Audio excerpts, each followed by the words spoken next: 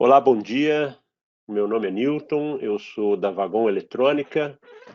Nós vamos fazer uma apresentação e vamos falar um pouco de internet das coisas e como a Vurt Electronic e a Vagon Eletrônica pode ajudar vocês nesse processo.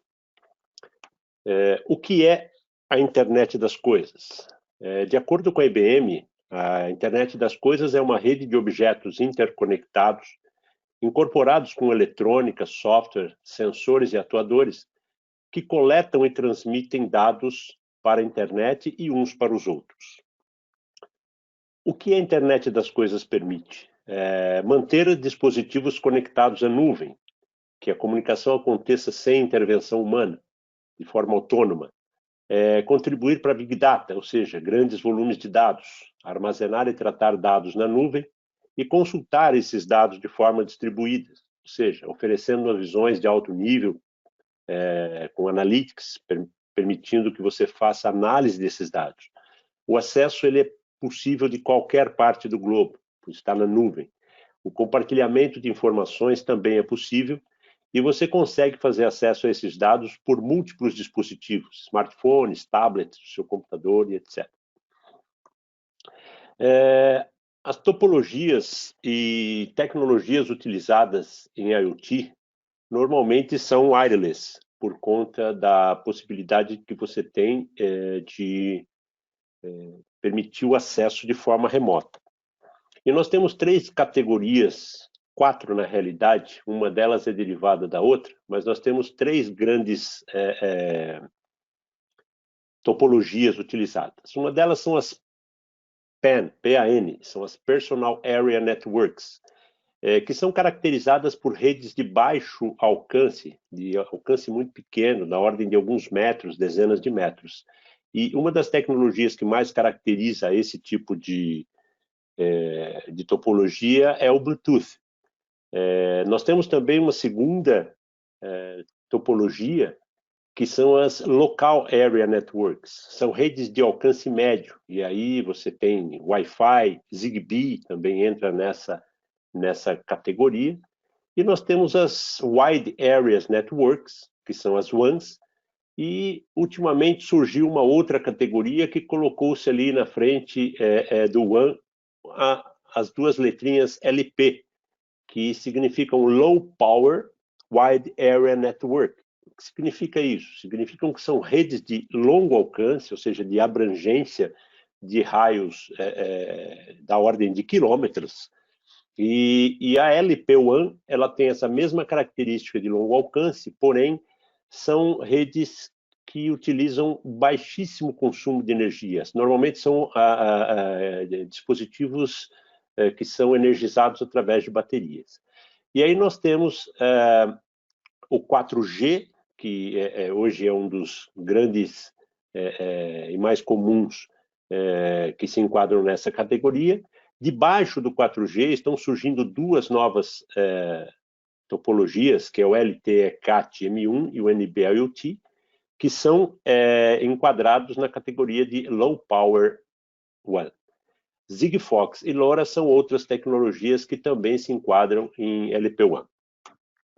Para que uma LPWAN foi concebida? Né? Para que seja de baixo custo, de longo alcance, que utilize baixíssimo consumo de energia, low power, e que tenha segurança integrada, ou seja, que o teu protocolo tenha características de segurança intrínseca, tá? Porque hoje em dia, dados conectados à nuvem, você tem que ter a segurança. E é extremamente importante que tenham alguns algoritmos de criptografia, de autenticação, tudo isso é importante para que o teu dispositivo de LPWAN seja um dispositivo que rode numa rede de forma segura. Quais são as aplicações básicas para esse tipo de dispositivos? Ou seja, você tem a internet das coisas, ela é extremamente abrangente. Ela vai desde da parte de smart agriculture, smart home, educação, a parte de energia, medição de energia, governamental também. Você tem muita coisa em termos de controle de população, controle de ambiente, na parte de saúde, varejo, mobilidade, tudo isso são aplicações diretas para a internet das coisas. Esse é um exemplo de uma low power wide area network, onde você tem uma área de abrangência muito grande, e aí você pode ter dispositivos, por exemplo, com a medição de energia, medição de consumo de água, de gás, monitoração de lixeiras, por exemplo, controle de tráfego, alerta de incêndios ou de qualquer evento, qualquer sinistro que pode acontecer numa determinada região. Você com poucas antenas, você com pouca infraestrutura, você consegue cobrir áreas muito grandes.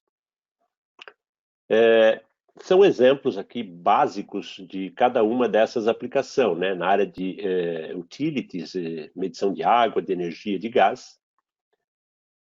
Na indústria 4.0, isso se torna hoje muito importante, o uso do IoT, inclusive está surgindo aí uma nova sigla que é o IoT, né? Duplo I, que é IoT, indústria da internet das coisas. Então você tem dispositivos específicos monitorando máquinas, monitorando processos, monitorando a logística de entrega de materiais, tudo isso hoje você tem muito forte na indústria.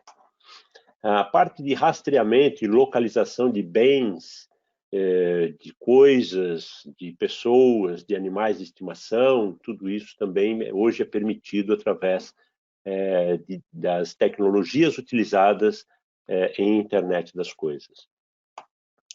Na parte de mineração, esses coletes que os operários utilizam, hoje você tem sensores de pressão, sensores de queda, sensores de gás, de emissão de gás, tudo isso é incorporado nos coletes dos operários, porque em algumas situações de mineração você tem gases que são inodoros, que não têm cheiro e que são extremamente nocivos à saúde do ser humano. Então, com os coletes e os capacetes integrados com sistemas de medição e que podem gerar alertas não só para o usuário, mas inclusive para uma plataforma de software que monitora toda a planta de uma mineração. Você tem máquinas monitorando a quantidade de produtos que estão sendo minerados, você tem máquinas sendo monitoradas com localização, monitorando grandezas da própria máquina, né? Então, tudo isso hoje, a mineração tem uma série de elementos que permitem o uso da internet das coisas. Agricultura e pecuária é uma das grandes áreas beneficiadas hoje em dia. Existe um movimento muito forte, não só no Brasil, mas no mundo, em se fazer monitoração das plantações, do crescimento de árvores, de emissão de gases em granjas, do acompanhamento do crescimento e da engorda do gado, monitoramento de plantio com GPS extremamente precisos, e tudo isso sendo enviado para plataformas de controle e de monitoração, que permite ter uma eficiência muito grande, um aumento, inclusive, na produção desses itens de agricultura e de pecuária. A iluminação pública, hoje você tem, como naquela figurinha ali de baixo, do lado esquerdo, você tem ali pessoas passando por uma determinada área com iluminação. Hoje você tem algumas cidades que têm uma inteligência associada à iluminação pública, que permite que as lâmpadas de onde você não tem movimento, elas sejam dimerizadas, ou seja, a intensidade da luz ela diminui, e conforme ela vai percebendo movimento, a iluminação se torna mais forte, ou seja, com isso você consegue reduzir drasticamente o consumo de energia, otimizando processos, otimizando custos para o segmento público. Aqui eu apresento para vocês o mercado potencial no Brasil. Esse estudo foi feito em 2019, no início de 2019, e os números que são apresentados aí ultrapassam a barreira de 1,5 bilhões de devices em potencial. Na área de ambiental e industrial, nós temos aí um número superior a 190 milhões de dispositivos. Na parte de monitoração de incêndio de florestas, poluição do ar, sensores de ambiente, equipamentos, controle de fábricas, tudo isso. Isso dá para a gente hoje um número maior de 190 milhões de dispositivos em potencial. Na parte de medição de energia elétrica, de água, de gás, na própria parte de produção e infraestrutura, nós temos um número aí superior a 270 milhões de dispositivos em potencial. Em Smart Cities são 290 milhões, onde você tem lá controle de estacionamento, sensores de tráfego, iluminação, monitoração de infraestrutura, de energia elétrica, de cabos, de queda de energia, de iluminação pública, monitoração aí de containers de lixo, de bueiros, sistemas de locação, os próprios displays de envio de mensagens para a área pública também, isso faz parte desse módulo que se enquadra aí na Smart City. Na área de rastreamento de veículos, de motos, de bicicleta, de crianças, de pets, de coisas assim, de modo geral, o número ultrapassa os 230 milhões. Na parte de segurança, smart home e segurança também, né? Detectores de fumaça, detectores de incêndio, parte de segurança, alarmes, controles de aquecimento, monitoração, esses números ultrapassam aí os 210 milhões. E a agricultura, que aqui no Brasil é o campeão em termos de potencial. Hoje nós temos aí toda a parte de controle de irrigação, sensoriamento de ambiente, umidade de solo, pH, temperatura, quantidade de orvalho, ou seja, vai aí uma inúmera quantidade de parâmetros que podem ser medidos e controlados na agricultura. E esse é um número que ultrapassa aí os 380 milhões de dispositivos em potencial no Brasil. Quais são as características dos dispositivos utilizados em IoT? De via de regra, são dispositivos de baixíssimo consumo de energia, ou seja, são dispositivos que são alimentados por baterias e que têm aí vida acima de 2, 3 anos de autonomia com baterias extremamente pequenas. A comunicação a longas distâncias, via de regra, são dispositivos que utilizam wireless, né? São comunicação sem fio, por conta de serem autônomos, estarem instalados, por exemplo, numa área rural, ou dentro de uma fábrica, num equipamento, numa máquina, etc. Tamanho extremamente reduzido, por conta da facilidade de adaptação e de instalação. Robustez, muitas vezes esses equipamentos estão submetidos aí a alguns ambientes agressivos, né? São dispositivos que exigem alta confiabilidade por conta da própria autonomia, né? De estarem instalados de forma autônoma, eles precisam ter alta confiabilidade. Tem obrigatoriamente alguma inteligência embarcada, seja simplesmente para fazer a leitura de algum sensor, ou seja simplesmente para fazer a medida de uma grandeza, ou até tomada de decisões. Em função de um determinado parâmetro, ele pode acionar ou não um dispositivo, acionar um acionamento de uma máquina, de um alarme, etc. São dispositivos que têm como característica o sensoriamento e monitoração, e um segundo tipo de dispositivo, que são os dispositivos de acionamento, que a gente chama de atuadores. Tá? Então, essas são as características básicas dos dispositivos de IoT. E onde a Würth entra nesse contexto? Né? A gente deu aí uma breve descrição do que é o IoT, de quais são as suas aplicações, de quais são as características dos dispositivos. E agora a gente vai mostrar um pouquinho de onde a Würth entra no contexto do IoT. A Würth é uma empresa extremamente competente, com qualidade absoluta em seus componentes, é uma empresa que e tem uma linha enorme de componentes que podem suprir as demandas no segmento de IoT. Por exemplo, aí na parte de dispositivos eletroeletrônicos e mecânicos, né, onde você tem lá toda a parte de serviço e suporte, componentes passivos, capacitores, indutores, optoeletrônicos, você tem LEDs, inclusive existem alguns LEDs da Wurth que você pode usar em agricultura para estimular o crescimento de plantas e de vegetais, parte de módulos de potência, componentes eletromecânicos do tipo conectores, chaves, etc. Componentes também para a linha automotiva, componentes para wireless, conectividade e sensores. A Wurth hoje apresenta uma linha de conectividade sem fio, alguns dispositivos, alguns módulos de comunicação sem fio, sensores de temperatura. Nós vamos ver um pouquinho isso um pouquinho mais lá para frente.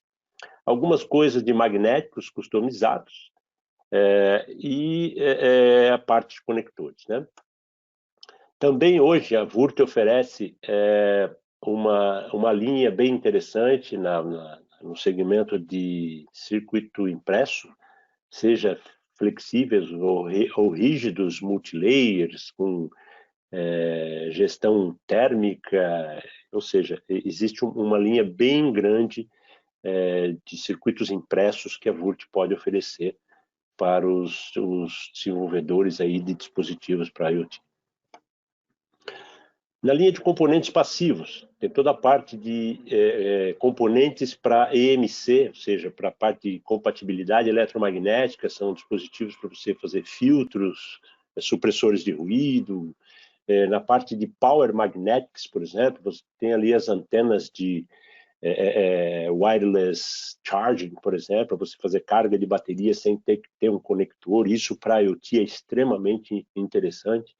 Na parte de sinalização e de comunicações, você tem uma série de conectores para a Ethernet, uma linha enorme de conectores, capacitores de alta qualidade, de baixo ESR, resistores de precisão, cristais, osciladores, tudo isso na parte de componentes passivos. Tá? Nos eletromecânicos, uma vasta linha aí de conectores para USB, conectores para flat cable, microconectores, conectores para próprias baterias, né? Você tem uma série de baterias aí que utilizam os conectores compatíveis com o que a Wurth oferece. Na parte de chaves, de switches de acionamento, toda a parte de controle de liga, desliga de sensores, e até botões, por exemplo, você tem as chaves tácteis que podem ser utilizadas em uma série de dispositivos, e componentes para montagem, espaçadores, termorretráteis, etc. Tá? Na linha de optoeletrônicos, a Wurth tem uma linha bem interessante de LEDs, uma família bem interessante de LEDs, na parte de infravermelho e de ultravioleta.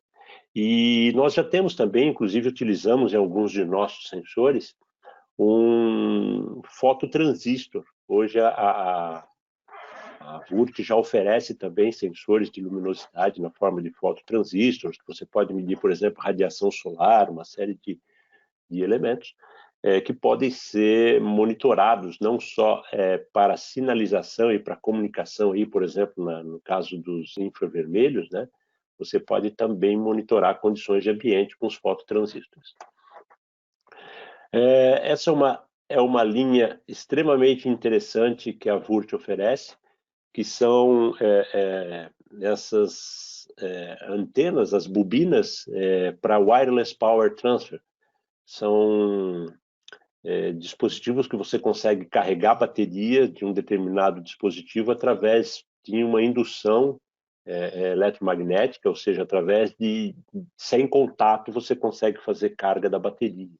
Isso para alguns dispositivos para a internet das coisas que são completamente vedados, por exemplo, eliminam a necessidade de você ter um contato externo para que você possa plugar um carregador, ou seja, você simplesmente aproxima o dispositivo de uma base carregadora e você faz a carga da bateria sem precisar abrir ou sem precisar conexão de nenhum fio. Isso é um produto extremamente interessante e importante para dispositivos de IoT. Na parte de sensores, eu vou pular um pouquinho aqui, porque a gente fala um pouco mais disso lá para frente, mas sensores, nós temos aí sensores de pressão, nós temos sensores de acelerômetro e outras coisas, tá? Comunicação wireless. Hoje a Wurth oferece uma série de módulos proprietários, módulos para WP1 e para metering, inclusive antenas também, tá? Desses módulos que são habilitados para que a gente possa utilizar aqui no Brasil, por exemplo, nós temos essa família, que são os módulos que trabalham na faixa de frequência de 915 MHz.